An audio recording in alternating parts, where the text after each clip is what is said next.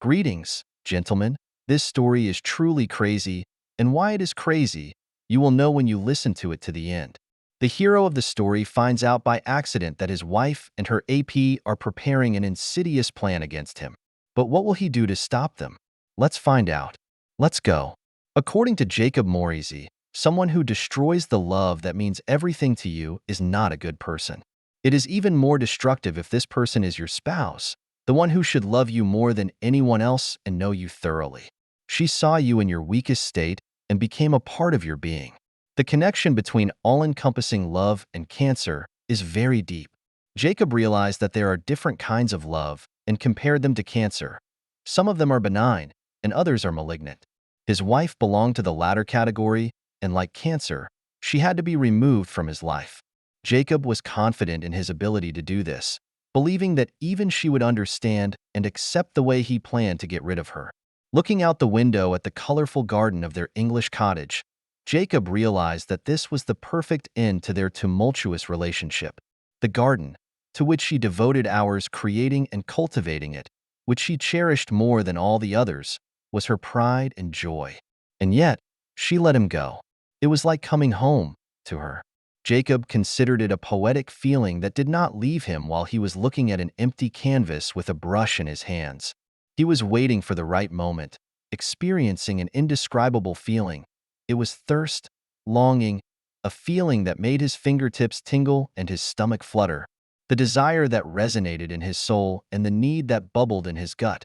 A clear vision in his head guided his hand, promising every move without art. Jacob's studio was empty, turning slowly. He examined the four walls hung with empty canvases. They seemed to be watching him, casually leaning over like premier regulars, and each was decorated with preparatory sketches, encouraging him to begin. "I'm waiting for inspiration, and so are you," he shouted to the canvases. "If you want a challenge, challenge him." Jacob frowned, dropping the brush and watching it roll across the floor until it stopped near one of the painted canvases. Angry, he angrily threw the palette on the floor, and it fell to the floor along with the paint. Still feeling awkward, he kicked the palette, enjoying the colorful stain it had left on the wooden floor. It was the most artistic act in recent months. Every day after the incident, Jacob made sure to go out for a walk. This time was no exception. He was walking along a well-known path along which tall trees grew. Their branches were strewn with bright green leaves of the new spring season. A carpet of daffodils in yellow, white, and green shades spread out under the maples, leading to the gate in the distance. Jacob walked forward, his feet firmly planted in the present moment, and his thoughts remained in the past. He recalled their conversations. "Jake, please let's do this. It will make the house perfect," Grace pleaded. Jake couldn't help but smile. The word perfect had always been her favorite. "The journey is so long that it will take forever," he said. "But over time they will multiply and only become more beautiful," she replied optimistically. "They will grow as our happiness grows." He couldn't refuse her. Jacob frowned at the abundance of daffodils. She lied that they were happy flowers, and he wasn't happy about it. For dinner, he ate cold-baked beans from a jar, sitting on the floor in his workshop. For dessert, there were several dried apples, which eventually became tough after chewing on them. Jacob remembered the delicious roast that Grace had made. He closed his eyes and imagined the aroma of pork with homemade applesauce wafting from a large double oven. Grace's voice sounded in Jacob's ear, "Dinner is ready." He instinctively turned around but found no one. Grace had been gone for months now. She was cooking Shelby a delicious roast, which he so wanted to eat. "Shelby? Who the hell is Shelby?" Jacob asked, addressing the empty room. A wealthy, pretentious art collector born into a privileged position, Shelby had more money than brains. Jacob snorted, remembering how he had described this feeble-minded man who had stolen his wife from him. A man known for his fast cars and even faster women is a rich but boring man. Ironically, she met Shelby at Jacob's last solo art exhibition. To impress her, he even bought one of Jacob's paintings, spending $45,000 on it. Jacob froze in disbelief, unable to comprehend what he saw with his own eyes. His mind screamed silently, refusing to accept the truth she embodied. Grace, as her name implied, Every curve of her body moved easily with the man lying beneath her. Her back arched gracefully. Her breasts heaved. Her hands rested gently on his hips. Her head was thrown back, and her throat was bare. Her long hair reached his hips, swaying with every movement. Even in silhouette, Jake knew the truth about what his mind was trying to deny. If he had been watching an adult film, he might have found it exciting, but it wasn't a movie. It was his wife, and it seemed obscene. Jake froze for a moment, pressing his hands to his stomach, feeling the full weight of his betrayal and impending doom. He tore his gaze away from the disturbing scene unfolding in front of him and focused on his hands. Jacob raised his hands to eye level and shook his head in disbelief. For a moment, he thought he saw blood.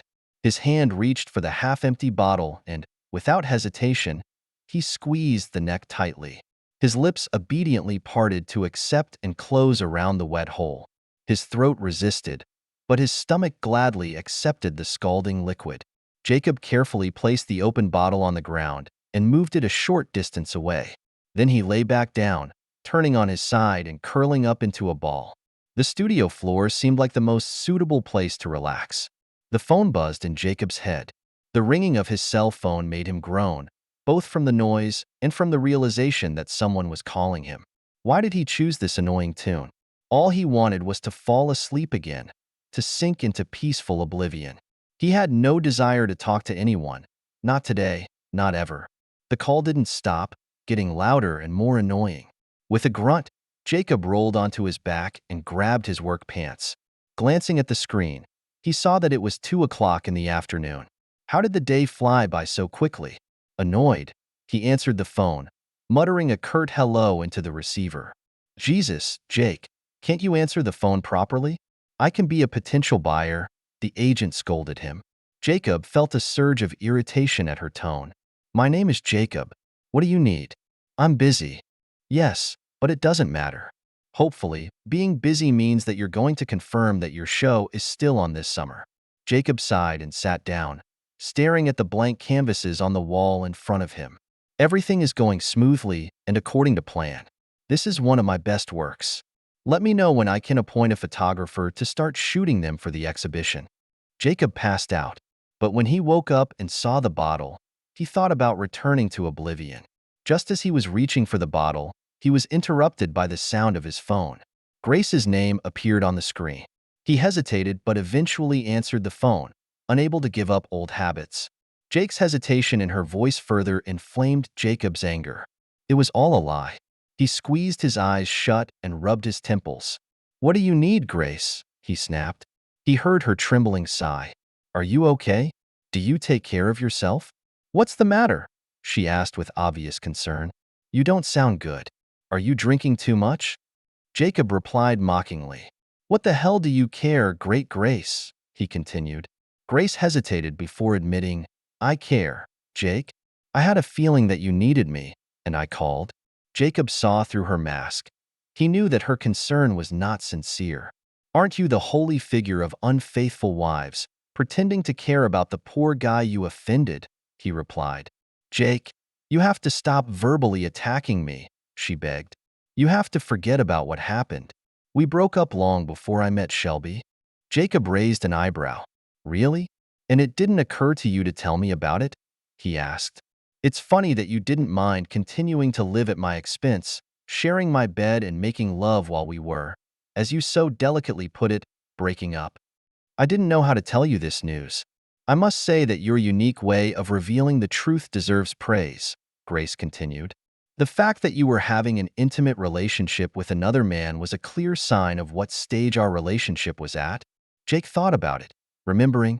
Perhaps he was hoping that the events of the previous evening were just a nightmare.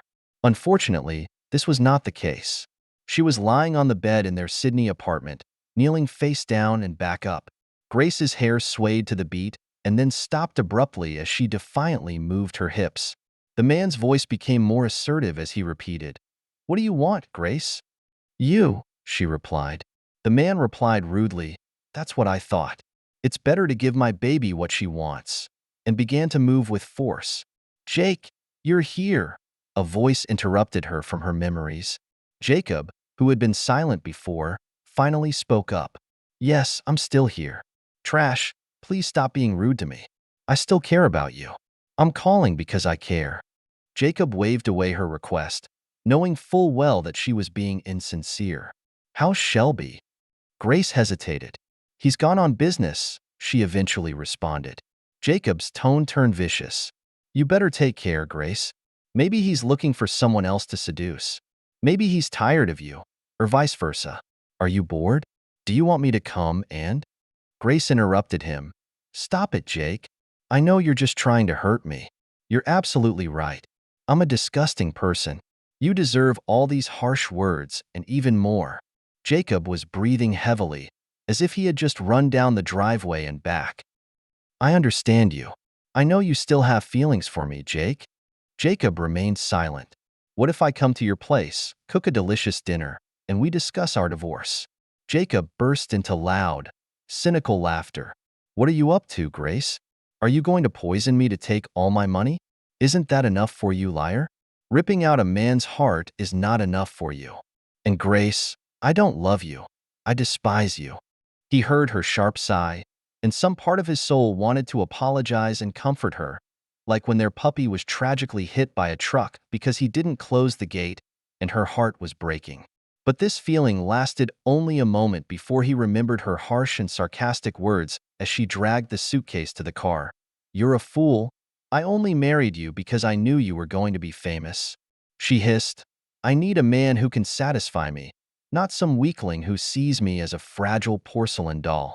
I wanted you to paint my portrait without saying a word. He abruptly ended the conversation, drowning out the haunting echoes of their past. Going into the cluttered kitchen, he pushed the dirty dishes aside to make room on the table. He took a frozen loaf of bread out of the freezer and, with some difficulty, cut off 2 pieces. He put them in the toaster and searched the pantry for peanut butter. When the toaster beeped and the aroma of toasted bread filled the room, Jacob's stomach rumbled with hunger, for lack of butter, which ran out a few weeks ago. He haphazardly spread peanut butter on the toast, took a bite, and, holding the toast in his hand, walked back to the pantry door. At that moment, Old Mother Hubbard's pantry seemed unusually full to him, and Jacob frowned irritably. It looks like he's going to have to go to town after all. As his dilapidated car sped through the streets, it seemed as if the city was devouring him and then throwing him out through the exhaust pipe. Jacob used to enjoy the power of the machine, but now it only brought him suffering. He no longer found joy in anything but the temporary salvation that alcohol provided. Reluctantly, he went to the post office, the hardware store, and the supermarket, buying everything he needed. All eyes were on him sympathetically, except for the cashier, who seemed to be flirting. Jacob didn't pay attention to the people around him as he got into the car. He heard a buzzing coming from his pocket, turned around in his seat, and took his phone out of his pants pocket. When Jacob saw that Grace was calling, he groaned, put his head on the steering wheel, and wondered if it was worth answering the call. He picked up the phone. What do you need, Grace? He asked. Hi, Jake. How are you? She answered. Damn, fun, aren't you? Going to ask how I'm doing. Grace didn't seem to notice his sarcasm. No, I'd like you to do that. I miss you. Jacob shook his head, wondering if she really expected him to believe her words. Did she think he had forgotten her cruel taunts? And where is the lover? What's the matter? He asked. He had meetings all day today. Damn, didn't little Gracie get enough attention? Shouldn't a partner put your needs first and give everything for you? Like that previous partner who married you and gave you everything? Jacob paused, anticipating Grace's inevitable attempts to explain and defend herself. You haven't been around me for the last 2 years, Grace said. I was around every day, working from home if you remember. Although you were physically present, your mind and heart were elsewhere, absorbed in art. Unfortunately, it left no room for me, and I felt isolated and needed to communicate. Now it seems that everything has been turned upside down, and you are being unfair. About 3 years ago, I started getting a fair price for my paintings, and now my works are selling for $25,000 or more, which is significantly more than the $2,000 and $12,000 that I received before. I've never heard you complain when my success allowed us to buy a house that you once called perfect and an apartment in the city you liked. That part of my success you even enjoyed, he said, remembering again how Grace had moaned with pleasure, rocking back and forth as she begged for more, encouraging him to continue without stopping. Every word was like a dagger stabbing into Jake's heart. When was the last time she was so passionate with him? Finally, Grace asked, "Jake, are you still here? Did you hear what I just said?" "No, and I don't want to." Jacob ignored her and ended the conversation. The aroma of the lasagna he had bought filled the air, beckoning him to finally enjoy a proper meal. Impatiently checking the time, he hoped that it would pass quickly and he would be able to eat. Just as he was about to leave, the phone rang. Without even looking at the screen, he realized who it was. Was she really going to ruin everything? "Hi, Jake, it's me again," she said. "Yes, that's what I thought. What do you need?" he answered. "I want to talk to you, baby," she said. Jacob growled like a cornered animal. Her attempts to manipulate him infuriated him. "Don't call me baby. I'm not your damn kid. I'm Jacob, the guy you dumped," he said. "You wouldn't be so upset with me, Jake, if you still didn't love me." Grace snapped, and her facade swam. "You're jealous that there's another man in my bed now, and you want it to still be you." When the train started, the green forest outside the window turned into a crowded urban suburb. Jake ignored the changing landscape, preferring not to look out the window. Instead of passing landscapes, there were memories of Grace and another man loving each other again. The pain of it all was almost unbearable. Despite his conflicting feelings, he felt an irresistible desire to get this case over with. He hoped that eventually, he would hear her tell her lover that she loved her husband too much to continue. When Grace mentioned that she was going to the city for the weekend, Jake decided to take the train and rent a car to avoid exposure. Parked in front of Shelby Hearn's luxury home in the upscale suburb of Paddington, he waited patiently. Jake was sure that Grace would arrive in town before him. Her high-speed Lexus would overtake a slow train. After checking their Bondi apartment and finding that neither Grace nor her car were in it, Jake concluded that she must be spending the night at her lover's house. Watching Holborn's neighbors go about their daily business, he couldn't help but wonder about Grace's choice of lover. Her choice was inherently offensive. He was a privileged, attractive man, a womanizer born into wealth. Immediately after graduating from university, he took a high position in the family business. He got everything without much effort. What attracted Grace to him? Did she really think that he would change his behavior for her, that he wouldn't lose interest in her as he had with all his previous mistresses? Although Jake probably didn't have the same financial standing as Shelby Holborn, despite the fact that Jake has not received any handouts, his last 3 exhibitions have brought in more than $750,000, strengthening his status as an outstanding figure in the art world. He was compared to Australian Brett Whiteley and admired for his independent success. Unlike the others, Jake was not petty, vain, or selfish. His perseverance eventually bore fruit, but it was a bitter victory for him. His suspicions were confirmed. She spent the night at her lover's house. Standing close enough to see her cocktail dress, revealing a slit almost to her waist as she exited the Ferrari, he couldn't help but notice the lack of chivalry when the man didn't open the door for her. The revealing neckline of her dress clearly showed that she was not wearing a bra, and he was even close enough to catch snatches of their conversation, which seemed to have started in the car. Jake's face showed shock when he heard her question, "Do you really think I can get that much if it comes to a divorce?" A divorce? Was she really going to divorce him? He believed that he would ultimately make the decision. He planned to meet her face to face, expecting her to apologize, confess her boundless love for him, and promise to end the affair. He had already made the decision to forgive her, despite the difficulties and time it would take to restore their trust. He was willing to give her a second chance because he loved her so deeply. "Absolutely," he said. "I have analyzed the cost of both items. You made a reasonable purchase at the right time. Since then, real estate prices have increased significantly. Besides, you have money in the bank and your own art collection." Hearn paused, and his silence spoke volumes.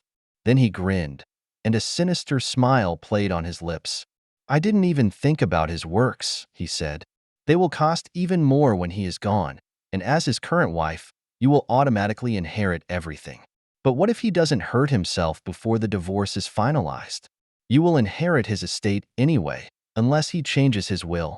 And even then, you will be able to challenge it. The realization that Grace wanted him dead to the point where she wanted him to hurt himself was overwhelming. Using the information he had shared with her at the very beginning of their relationship to take him to such an extreme was unbearable. What child doesn't think about self-harm after learning that he is the only survivor of his family in a tragic car accident? Jake Morris's whole world was destroyed. "Jake, can you hear me?" she asked. "I can't answer you because I wasn't listening to you." Jacob sensed the anger in her voice. "You have to pay attention to me. You can't ignore me forever," she warned. Jacob chuckled as he watched her facade of feigned sincerity disappear again. "You might as well keep doing this forever," he thought. "Just go to the top ask and save us the trouble of getting divorced." Grinning, he ended the conversation and returned to the easel, feeling an all-too-familiar disappointment rise in him. Nothing came to him, not a single stroke of inspiration. Jacob resented Grace, not only for betraying him, but also for depriving him of his creative spark. Looking out the window at the cottage garden, he felt a surge of anger towards her for her deceptive intentions. He often watched her tending the garden. His latest project involved creating semi-abstract images of her in various roles in the garden of their house. How could she claim that he was not present mentally and emotionally when he devoted a whole year to capturing her essence in drawings, photographs, and paintings in her beloved garden? It was clear that her accusations were groundless and false, a deliberate lie designed to spoil his memories, a calculated attempt to distort their past by exposing him as the culprit, all in order to justify her lies, her selfishness, a way to rationalize her infidelity, a way to push him to the edge, push him to the breaking point. Jacob chuckled. She could deceive herself and others as much as she wanted. He knew the reality. Reality was a malignant, cancerous tumor, a cancerous growth in his life. A desire arose in Jacob's mind to eradicate her poisonous influence. When he looked at her garden, the colors seemed to intensify before his eyes. The blue color seemed deeper, the yellow more vivid, and the red more saturated and juicier. Even the greenery seemed brighter, like moss in a dense forest. A wave of euphoria swept over him, penetrating his veins and spreading to his heart, mind, and fingertips. Jacob reached for the bottle and took a sip as the fiery liquid mixed with euphoria. He looked at the phone, and a smile spread across his face.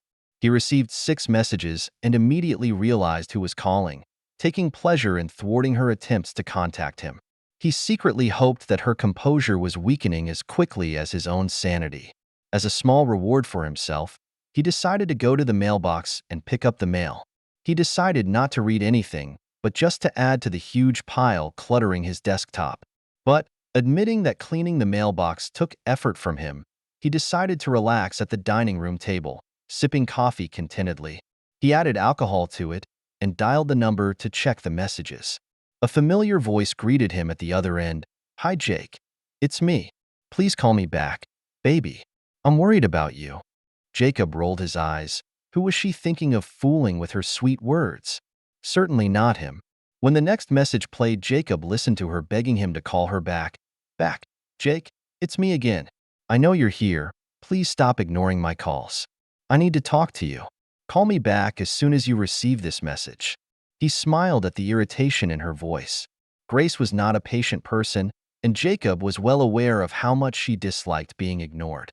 After taking a sip of coffee, he waited for the next message and was disappointed when it turned out that it was Bart, his agent, asking about the progress of work on the next show.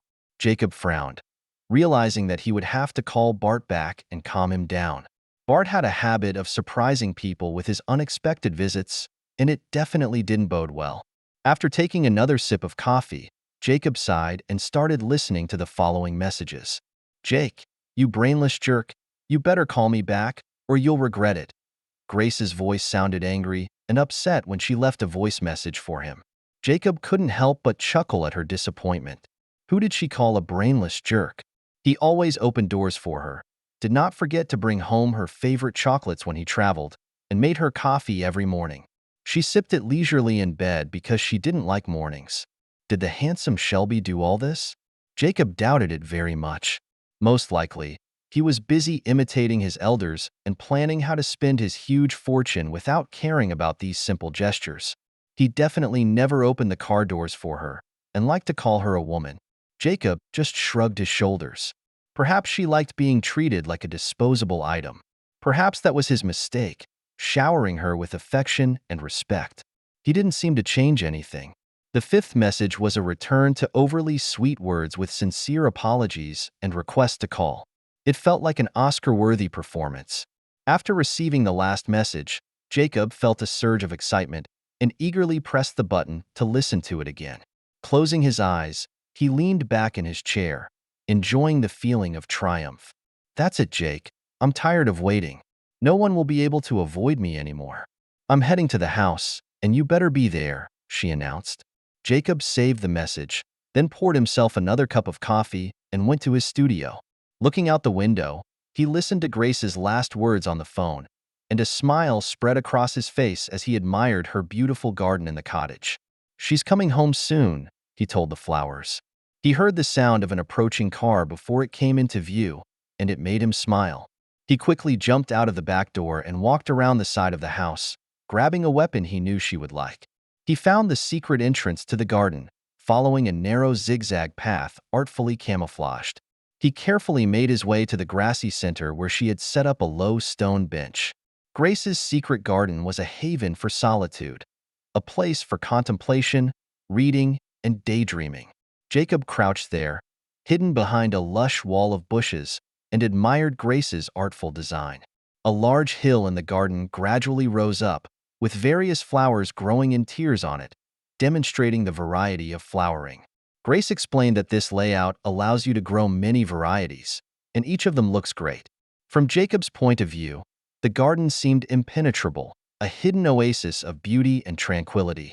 In the center of the mound, hidden by the upper row of gladiolus flowers, there was a narrow but deep depression. Jacob, at 6 foot tall, could have stood halfway to the edge of the depression and gone unnoticed, but he decided to make himself comfortable and wait. Listening to the sound of an approaching car, he recognized Grace's Lexus. The car suddenly stopped behind his car, after which there was an amazing sound of the doors of 2 cars opening and closing. Jacob found this interesting. He wanted to check if this was the handsome Shelby she had brought with her. If this was the case, then he would be able to complete several tasks at the same time. There were voices in the distance, too far away to make out the words, but clear enough to recognize one of them as male and the other as female. Jacob smiled, closed his eyes so as not to be distracted, and focused on the growing sounds as they approached. "He should be here," Grace said. "His car is here. I'll check inside. Maybe you should check if he's near the house." "Of course, dear," the male voice replied. "I can't wait to see the look on his face when he sees me with you," Shelby replied with a grin. Handsome Shelby had a surprise waiting for the rest of the day, Grace giggled. "You're naughty, honey. Do you like to be naughty, my little girl?" Jacob teased. "Yes, I do. We are perfect for each other," Grace replied. "Do you think if I tease him, he'll get angry?" Jacob shook his head at the pair's arrogance. He could only assume that they thought he was in his studio and couldn't hear them. "I hope so. I'm tired of pretending. It was exhausting, pretending that I cared day after day, year after year. When deep down I felt more like an eagle than a beautiful butterfly." Jacob couldn't help but grin at Grace's comparison. She was not a majestic eagle but rather resembled a hyena, always ready to take advantage of a vulnerable situation. Grace couldn't help but giggle, repeating her words, "So, who's the villain now?" She grinned mischievously and added, "You like the bad ones. That's why you love me. You and I are alike." When Jacob heard the creak of the front door opening, her voice was muffled by the walls. Despite the muffled sound,